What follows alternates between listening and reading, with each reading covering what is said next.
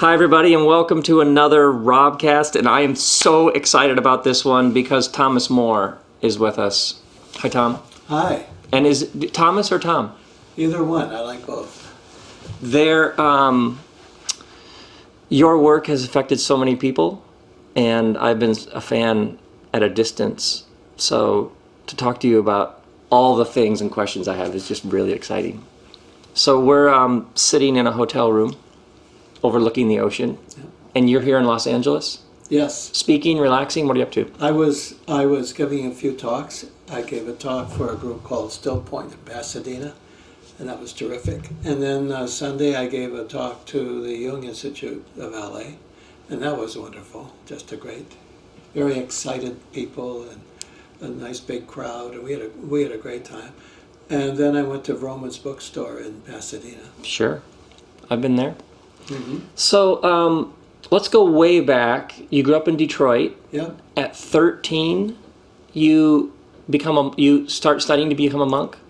Well, yeah, I did. I left home at 13. I went to Chicago, where there was what would be called a seminary for the high school level. But actually, even in high school, it was really a monastic style of life. We meditated and had a lot of liturgy ritual, and studied Latin and Greek a great deal, kind of a classical education. So it was being away from home and being dedicated to this long process. It would be a 13-year process to become a priest.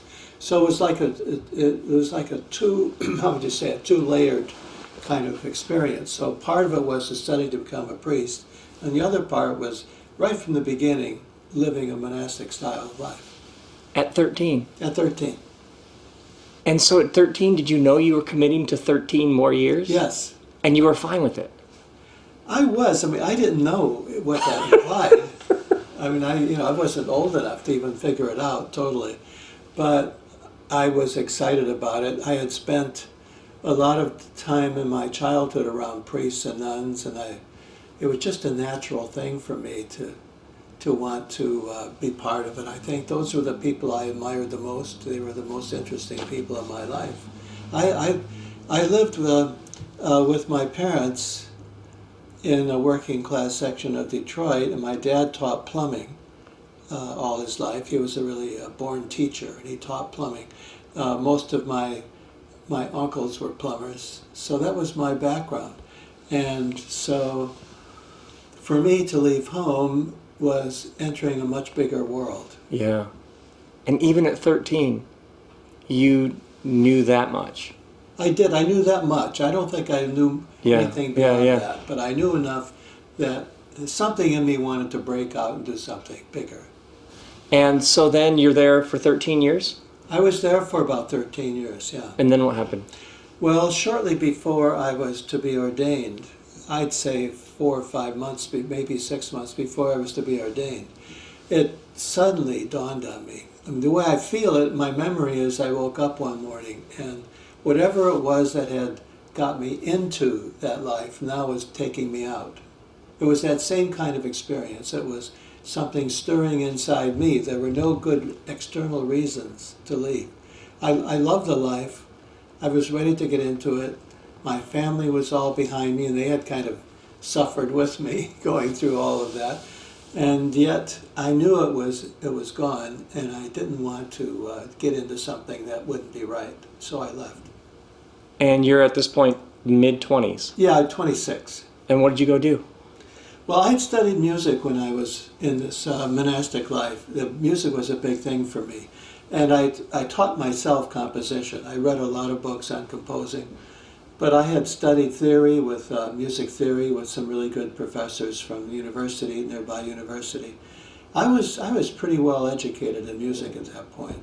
So I went on, I finished my degree in music, a bachelor's degree, and then I went to the University of Michigan, which had a wonderful school of music. And I studied composition and musicology there, and I really enjoyed it. But I missed theology, and I didn't, when I left that life, I really left religion. But when I found myself studying music, I realized this was not going to satisfy me either. So I went back to get a degree in theology. And one of my professors said, I got a master's at Windsor in Ontario. And one of my professors suggested I get a PhD in religion. And I told him I wanted nothing to do with religion. And he said, no, I know a place where you can study it and you don't have to worry about that.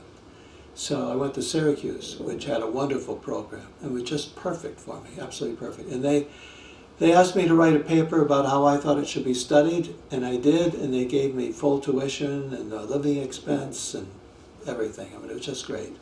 So I spent 3 years at Syracuse getting a PhD in religion. And by this point, how old are you? 35. I feel like I've been in school since you were 13 decades. or whatever. Yeah. And is that when you went into practice? No. No, I taught psychology for a year because that was that's a long story, but it was the only place I could get a job. Psychology really wasn't my thing. I never had a course in psychology actually, but I had studied Jung and I had taken some. I did take courses at Syracuse in counseling psychology. So I wanted to be prepared as a teacher to really be able to deal with my students well. It turned out later that I was able to use that coursework to become a therapist and get a license.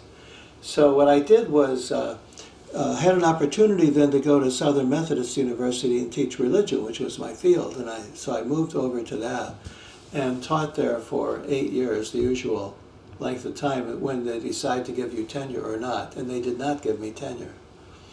Why is that?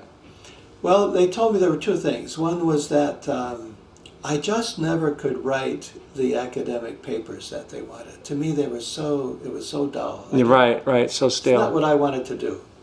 So I would write more popular stuff, and they didn't accept that. They didn't think that was good enough.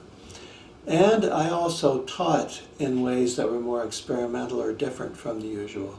I was applying all that psychology. And were other people teaching like that? No, not really. Were you alone? Were you sort of innovating? Did you feel like you were breaking new ground? I didn't feel too much of that. I felt that there were other people doing I thought there were wonderful teachers around me. I didn't think I was any better than them. But I think for one thing, I was teaching a lot of people who ordinarily would not have any coursework on religion. And I thought it was important, like for the football players and people like that, the athletes, to have some courses. And I would give them passing grades if they just showed up, if they would just sit in. And I think the administration didn't like that. They thought my grades were too high. So I think that was one of their complaints. I'm not really too sure. It was all a closed system. They had their own meeting and I was not invited. And then they came and told me, we don't want you anymore. So I don't know what happened. See, what I find, and then where did you go? Because I find fascinating when you look at the arc of somebody's life. Yeah. You're at 13, you're studying to be a monk. Right. Then you leave that and you do music. Right. Then, I love it because your books have have helped so many people. Your work has guided so many people, but the path to get there is nuts. It is. It is. But on the other hand, it fits my books pretty well. Yeah, but then it all makes sense at the end. Yeah, because what I did was I just listened to the voices of change. I mean, I listened to guidance, and might say. I mean, like when it came time to leave the monastery, as soon as I had that sense that it was over inside me, I was ready to go. I didn't want to pause and wait and wonder and give it time, but I just wanted to go. That's exactly. How do you? One of the questions I get the most is, how do you know when to go? How do you know when to leave? How do you know when to start something new? And I don't know if my answer usually involves you just know, or how do you answer those types of questions for people? Rules. I don't think there are any rules for that. You have to you have to trust. I think trusting is the big thing. You trust. You have to learn, I guess, over time and through experiment, to trust the voices of God. They're like, it's almost like you have a voice inside of you Yes. that guides you, tells you, don't go any further with this. That's how I felt. It was like a voice inside me saying, okay, you've done this, that's great, now it's time to do something else. And I trusted those things several times. So I left the monastery. I was fired, you might say. I was denied tenure, and I took that as a signal to move into something new. I didn't know what to do. In both those instances, I didn't know what the future. I didn't know what to do in the future. It was just open.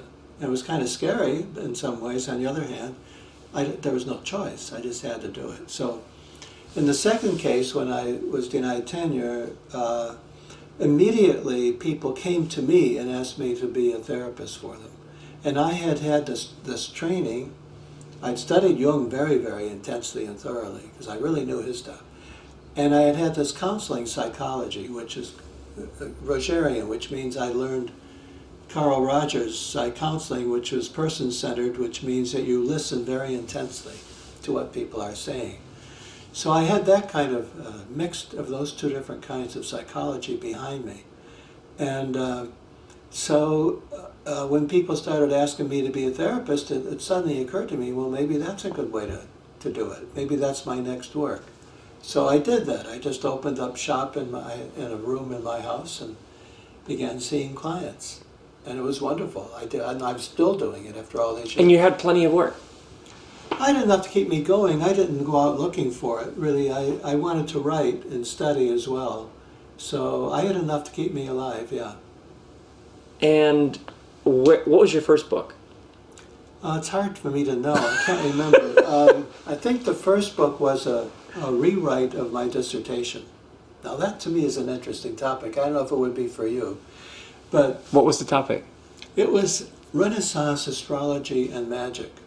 Renaissance Yeah. astrology and magic. Yeah, Everybody's talking about that. yeah, that's right. So, And what were you saying about these topics? well, I discovered, first of all, I discovered a person who was writing in Florence in the 15th century. And he hadn't been translated. That's good if you want to write a dissertation, to use primary material like that. So I translated one of his books. The book was called How to Design Your Life in Relationship to the Stars. It's like astrology, how to design your life according to the stars. And it was fascinating to me, and I still use it because it's, he said that the soul was the center of life and you had to, well, essentially take care of your soul at first. And he suggested the first thing you should do is find out where to live. Like that's the most important thing for your soul. The first step, live in the right place. I thought, Like what? geographically, like city or Geographically. country Yeah, or wherever. Yeah, the region, neighborhood, house, the whole thing. Make sure you're living in the right place. And I thought that's really a good bit of advice. It's interesting. That's fascinating. Yeah. So he had all kinds of suggestions on that were he used astrological language primarily, although it was all soul centered. He used the word soul all the time, and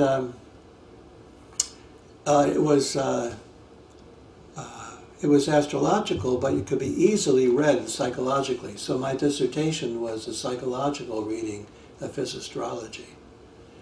This fellow's name is Ficino, Marsilio Ficino. Marsilio Ficino. Marsilio Ficino, yeah. And you translated it from Latin. the Latin. Because I had studied Latin. I had taken courses. When I was studying philosophy, when I was with the monks, the courses were taught in Latin. So your Latin came back at that point. Oh yeah, yeah. And what's this other thing? Okay, live in the right place. Yeah, live in the right Then place. what else? Well, he would suggest surrounding yourself with material, with things, objects, that feed your soul. So you have to decide. His whole approach was you have to look at the world around you and decide what colors, what textures, what materials, what images are potent for you, that really work for you, and where you can select them and use them according to the mood you're in. Like, let's say you're depressed, If you're sad, you should know what kind of colors to wear and how to paint your room and all that sort of thing. He suggested that the first practice you should do is look up your horoscope and then paint your horoscope on the ceiling of your bedroom, so that when you wake up in the morning, the first thing you see is your destiny. It's like the picture of who you are in a deep archetypal way. And I thought that was pretty interesting too, to have images. So see, that leads to a way of looking at art. So then from his point of view, art is not something you look at as entertainment. But the choice of art, like let's say paintings or music, just the music that you play during the day to listen to, should be chosen, he thought, to fit what your soul needs, like what your mood is and what you're going through, so that you actually nurture and take care of your soul through those kind of choices. So it wasn't this kind of analytical, intellectual psychology. It was the psychology of the world. And aesthetics. And aesthetics was, but see, aesthetics then becomes a therapeutics at the same time. So that the aesthetic life is also therapeutic. It heals, and it helps your emotional health.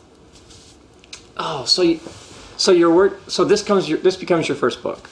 Yeah, my first book was called The Planets Within, and it's based on this, the planets. It's based on this work of Ficino in astrology. It was based on... I love book titles, and that's a great book title. Yeah. That's a really good book title. Yeah, I like it. So you're doing therapy with people at your house. Yes. You start writing books. Yes. And then Care of the Soul is 1992. Yeah, I think that was the fifth book, or fourth or fifth, I forget which. How often are you writing a book? Every year, every couple of years, a book coming out? Since then? At that point, early on. Oh no, it wasn't quite as frequent then. And since then, since Care of the Soul, it's been almost every year, but not quite, but pretty close. And one of the things that I find most fascinating is how people do this for the long haul. One book is nice, but a number of books. Mm-hmm. And already, wherever we are in your sort of chronology, there's a curiosity at work there. Mm-hmm. Definitely. Whether it's something written in Latin hundreds of years ago, whether it's... And is your form, like Care of the Soul, does that come out of your sitting with people and you're doing therapy with them and you're learning, and then ideas begin to take shape? Oh, this is a book here. That's part of it. That certainly was the way Care of the Soul came to be. On the other hand, the other part of it is that my intellectual life is very important to me. So here I am reading, when I'm doing my dissertation, I'm reading this person who says that the soul is the very center of life and you have to care for it in very concrete ways. And he retranslates, he reimagines everything, like art now becomes therapy. Yes. And religion is part of it, so the spiritual life is part of it as well. He was a priest as well and a theologian. So, I put all that together because, having been a monk, in my own life, I've always tried to keep that monk's life alive in me all along. So all of the spiritual life is also a piece that's there. But since I left religion, I wasn't interested in going back to an old style of religious practice. What I've done since is I've studied, at Syracuse especially, I studied Greek religion, they call it mythology, I don't like that word too much. For so many people, myth means not true. Yeah. As opposed to a larger... Myth. Yeah, myth is not a good word. I think it's really a spirituality. It's a kind of spirituality. It's a polytheistic spirituality, which is wonderful because that makes everything sacred. There's nothing in a polytheistic approach, spirituality, that is not sacred. There's a god or goddess or spirit for everything. There's a temple to everything. You name it, it's got a temple.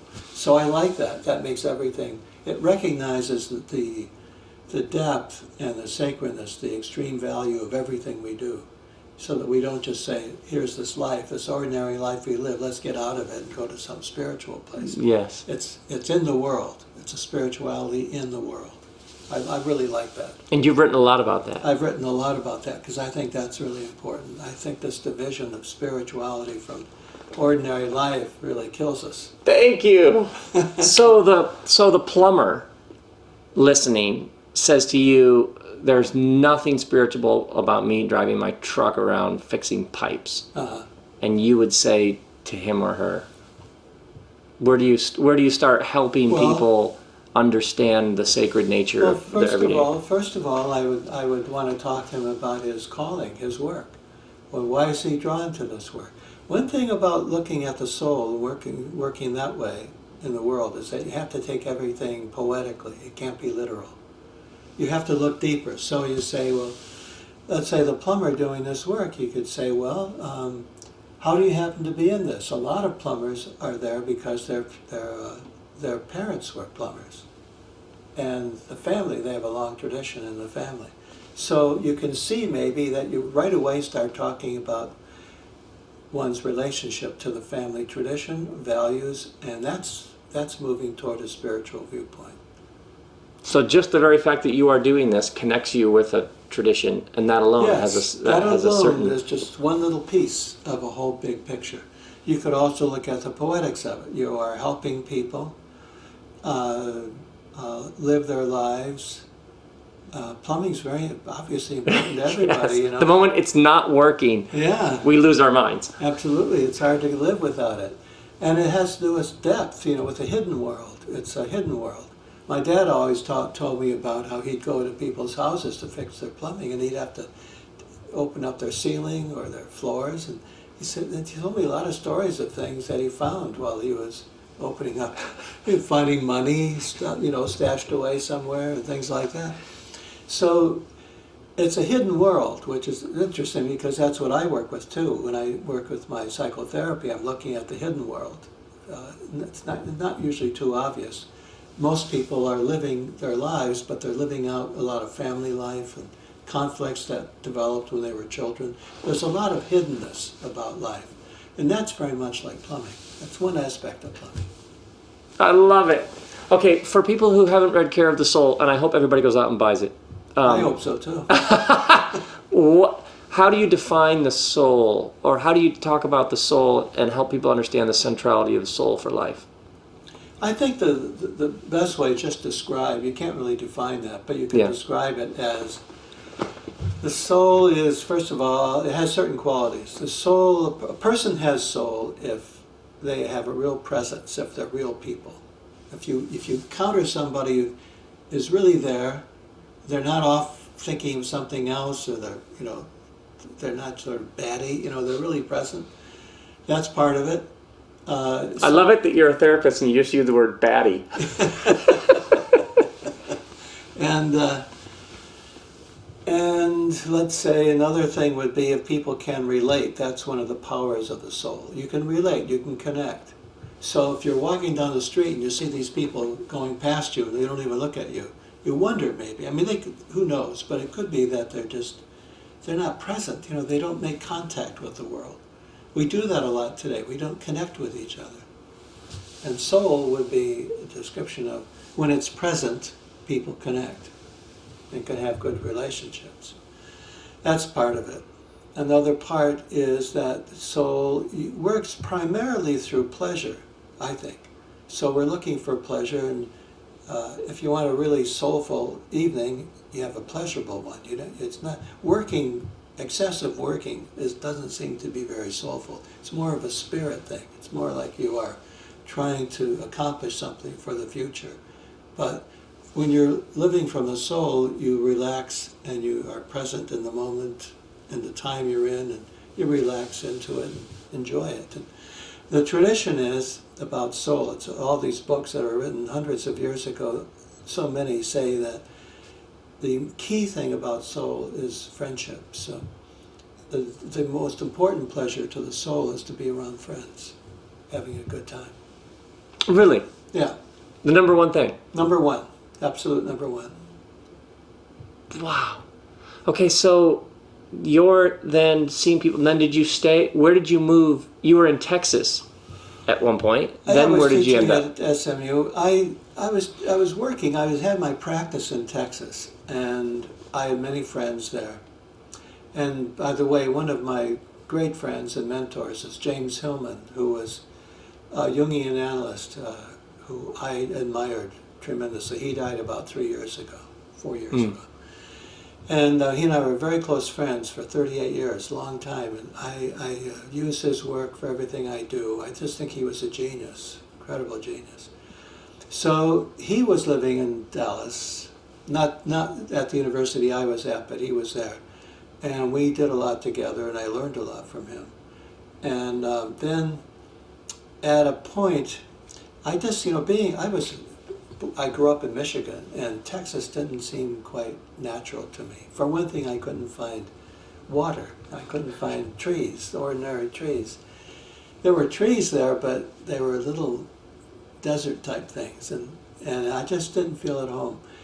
And the customs of Texas were different to me. They were nice, and I appreciated Texas a great deal, but I didn't want to live there forever. So one day I just decided I should leave, and I packed up my things and left, and I just thought I'd give in New England a try. It sounded to me like a good place, like I would really belong there. So I went up thinking I would get a job somewhere, and I didn't get any jobs, so I couldn't find one. So I began giving talks. I would put up a little notice in a library and say I was giving a talk on myth or depth psychology or something, and I would talk to 20 people. And that's when I wrote Care of the Soul. And that's what gave me work to do, the book. And the book was successful, and so I had lots of work to do once I published that book. So that book was written, you were literally going around New England putting up little signs. Yeah, when I was writing that book. I had no money at all. I was single. I had no money. And I would just go around and give these little talks. I had a little tiny therapy practice in a small village in Massachusetts. And I did a little work in Amherst, Massachusetts. I rented a little space there to do some therapy. That's what kept me going financially. It wasn't much, but it kept me going. But then when Care of the Soul came, I got a good contract for the book, which shocked me. It was astonishing. And why would they how did you get a good contract if you were just had a little practice in New England? The people, the publishers saw the potential in the book. And I had a good agent. I love these stories. I love it when somebody says, I had no money. I had nothing. There was one point I looked in my wallet and I had $4. I did keep a little money, a few $100s in the bank in case I needed to go and help out my parents. And they lived in Detroit. But other than that, I had nothing, really. How old were you? How old was I then? I must have been 40-something, 45 when I left Texas. I remember one time I had a rented house for a while, and my mother came to visit, my mother and dad, and my mother said, when are you going to buy your own furniture? I love it. You wrote this classic book and you had $4 in your wallet. Yeah, pretty much, yeah. And then when the book came out, things changed. Everything changed. And then you were traveling and speaking and... Well, also, just at the time of that book, just as I was writing it, I met the woman who would be my wife now. And we had a child very soon, my daughter, who was born Siobhan. Now she's taken a Sikh name, Ajit. So she's a singer now, and I homeschooled her in high school, for high school. So she's doing a lot of the work in her own way. She's picked up a lot over the years from me and from her mother. So she's kind of combining us and doing a lot. But to go back to that, though, when I was single, it was okay to have nothing, but with children, you want to be able to support them and have them have good experiences. And so I was glad to have some money then. Extraordinary. And then and then you kept writing. I did. And let's forward up to the latest book, A Religion of One's Own. And where did the seeds from this book come from? Well, I think it was that as I travel and talk to people, so many people told me that they used to be involved in a church or temple or something, some form of religion. But they had given it up because they weren't exactly sure why. It just wasn't useful for them anymore. I think this is going on in our world now. People are just coming to a point they can't even say why, but they're not interested in churches anymore. Some people are, but a great number of them are not. And so I thought I should write a book. I mean, religion is my field. I've been studying it for years, and I have a PhD in religion. So I thought I should write about how one can be religious today, which is very different from in past times. So what I tried to do was, really it's about two things. One is how you can use the information or the images and techniques and teachings from the world's religious traditions and spiritual traditions without doing it superficially. I think there's a way to do it that's really solid. And I've done that myself. I've really been involved with a lot of different religions. And the other thing was to see that there are certain practices you can do on your own, like going out in nature, or the work you choose to do, or being ethically involved in your social world and all of that. That altogether, all those elements make up a form of religion that's yours. It's not created by somebody else and you plug into them, but you create it yourself. You see what the options are. You learn from the many religious traditions, but you actually can create your own way. You can even do that if you're going to a church. You can still make it your own and have your own practices that flesh it out. So that's what I wanted to write about. How today, especially in today's world, you don't have to succumb to the secularism that's all around us. Our institutions are secular, and that means they're soulless, because if they're secular, they don't have a soul. That's how it works. Oh, that is so good. Yeah. Secular means without a soul. Yeah. I mean, full secular. I think what I want to do is combine the so-called secular world with the spiritual world or the sacred world and have them one. Yes, one thing. Thank you. And so you look at me, you look at my life, I don't look like I have any spiritual practice now. I don't dress in any special way. I don't go to a church or anything. I mean, my work is my religion, really. I'm writing all these substantive books about spiritual life and the soul. And I go speaking all over the world about it, so that's my religion today. Yes, I often talk about how the whole thing is a temple. Absolutely, the whole thing is a temple, the whole thing. My wife and I started a church when we were 28, and it got very, very big. Wow. And it was amazing to be a part of. Yeah.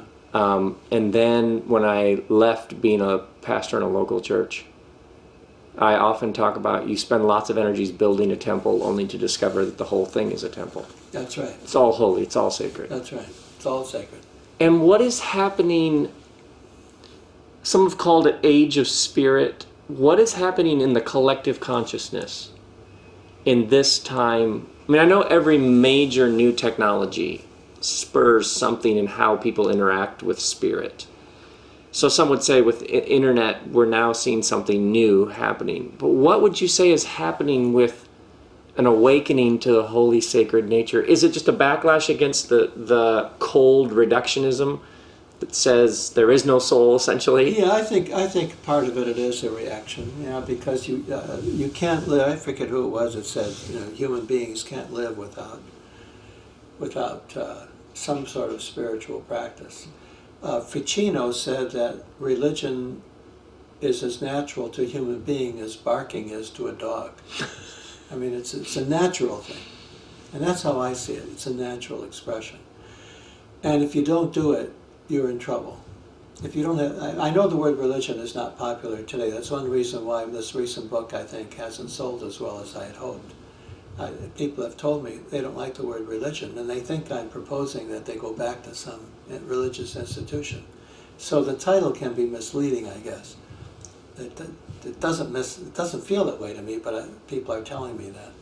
So I'm cautious using the word religion for it. Although to me, it's the best word because I'm just adapting it to a different way of doing it. So to me, There's continuity. For me, I started out in religion in a formal way in a church and monastery and all of that. Today, if you look at my life, my writing and my being a father and homeschooling my daughter and all that kind of thing are all part of my religious practice. There's a path, there's an order, there's almost a liturgy to it. Yeah, there is. It's just an actual real world, it's a real flesh and blood experience. It's a real world experience, absolutely. So just because it's that way doesn't mean it's not holy and sacred. It is, for me. So I want to be able to live a life where you look at me and you can't see the religion in it, but it's really there everywhere, saturated with it.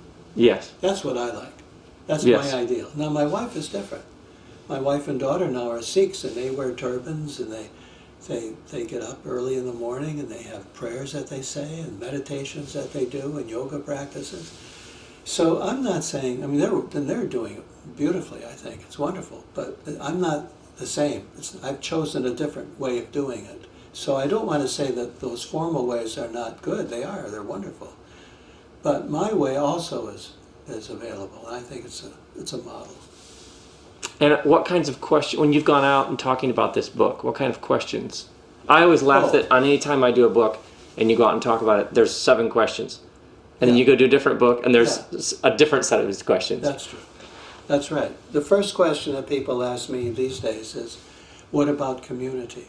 If you're doing a religion of your own, then what about community? Because they see that the churches, the advantage of the churches is you've got a community. People are working together. There's a lot of support. So my answer to that is that if you're doing this religion of your own, you will have community, but you have to define it differently. It won't be people coming to a building, people thinking alike, and going through, having parties and meetings and that kind of thing.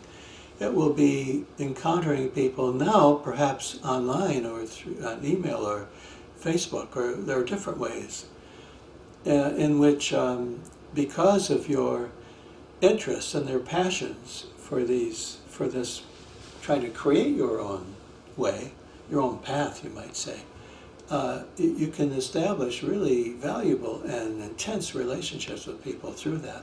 But it's different. It's not that same physical centrality that you would find in a church. It strikes me how many churches are starting like neighborhood groups where let's get everybody together with a barbecue and we'll get them talking. And it's like, or you could just live in a neighborhood and get to know your neighbors. Right. Like you join an institution that then spends all of its energy trying to deconstruct itself to get you back to you and some friends just living your lives together. Well, I feel that way. I don't see any need to create the formal institution. Although I do think that my feeling is that, let's say, the Catholic Church that I grew up in, it's in having difficulties these days. I mean, the churches are closing down and they're empty, or they're just full of people over 75. And I think that they could be resurrected and renewed. I really think they could be, but it would have to be radically different. A true resurrection. Yeah, they could be, and they could respond to the needs of people today. But it would mean a really looking at themselves and changing in ways that they never thought they could do. That they've got such a weight, a heavy weight, that they just drag along like a huge anchor that keeps it down. Like you have to do, no married priests, and no married clergy, and teaching these doctrines and using this holier-than-thou language, all that kind of thing. I think all that could go out the window, and they could be renewed and have tons of people coming to them, where they could be resources for people whose main job is to create their own spirituality, and be on their own spiritual path, be supported by the churches, instead of turning everything over to them and say, here, I surrender, do with me what you want. I think those days are over. Yeah. Yeah, oh yeah. So what are you thinking about now? What's brewing now? Well, a number of things are brewing for me. I have a number of books coming out this next year. Care of the Soul and Soulmates are going to be out in 25th anniversary editions, and I've written a new chapter for each one. Nice. So that's nice. And I've written a book on Christmas, that it, to me, fits what we were just talking about. It's Christmas for everybody, atheists, Buddhists, whoever. Nice. And I present it in such a way that Christmas has real meaning, but it's not just Christian meaning. It could be certainly partly Christian, but it's universal. That's one thing I've done. I'm looking forward to that. And I'm writing a book now which is just taking shape. Actually, I've written most of it, but it started out as a book on aging. But a lot of people ask me to write about aging. And a lot of people in their 50s are very concerned about getting older today.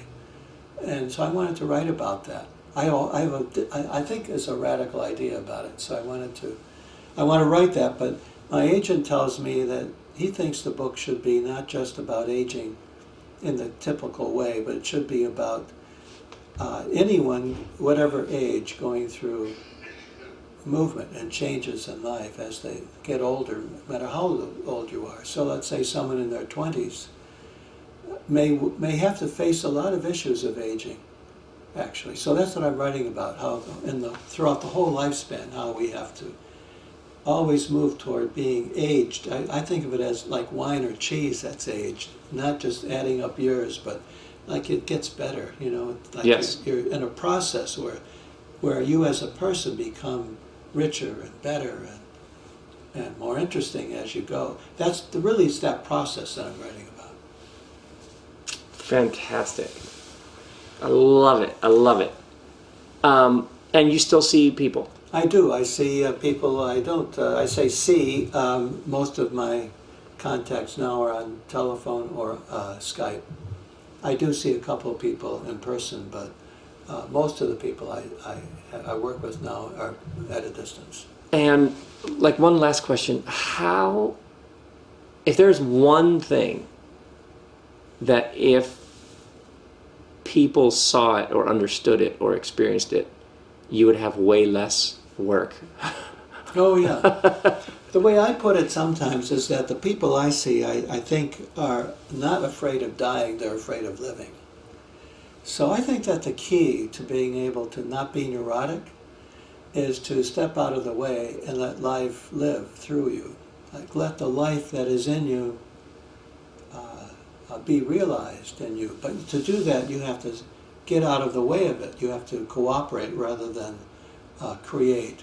I don't believe this idea. I know a lot of people are teaching it today, where you create your own life. You make your own life as you go. I don't think that's the way it works. I think what you do is you cooperate with the life that was in you from the very beginning.